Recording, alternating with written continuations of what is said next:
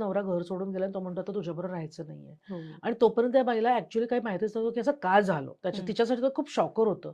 आणि हे सगळं फोनवर. त्या काळी मोबाईल्स नव्हते, स्मार्टफोन नव्हते आणि त्यामुळे Zoom वगैरे तर काही संबंधच नाही. आणि फक्त फोनवर मला ही केस सॉल्व्ह करायची होती. ती येणं शक्य नव्हतं. तर मी तेव्हा तिला सांगितलं की ओके, तुम्हाला तुमची क्लॅरिटी आहे का?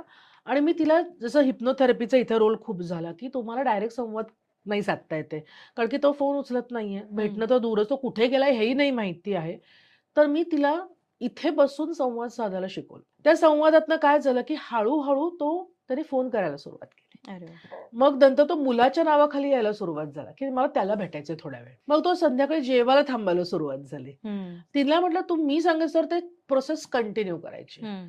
त्याच्यात कुठलंही ब्लेम गेम नव्हतं, काही नव्हतं. नुसतं ब्लेसिंग्स आणि पॉझिटिव्हिटी होती आणि आपल्या घरातल्या कुटुंबासाठी लागणारं प्रेम एवढ्याच्या पलीकडे काहीच नव्हतं त्या थेरपीमध्ये. हं. तिला म्हटलं, "आता तू स्वतःला विसरून जा काही काळ. तुला मुलासाठी आणि तुझ्याकडे तो यायला हवाय, हे तुझं उद्देश क्लिअर असेल तर." आणि मग हळू तिने ज्या कुठल्या व्यक्तीसाठी ते सोडलं होतं, तर मग 1 दिवस राहायला सुरुवात केली. मग 2 दिवस झाले.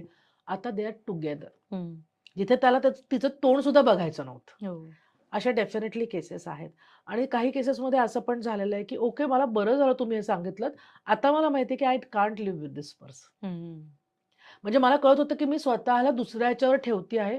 मी स्वतःला खूप टॉर्चर करते आणि मलाच कळत नव्हतं, की मी एन्जॉय करते ते व्हिक्टिम असणं किंवा मला तेच बरोबर वाटतंय. हं. सो ही क्लॅरिटी येऊन त्यामुळे वेगळं होण्याचा निर्णय घेणारे पण लोक आहेत.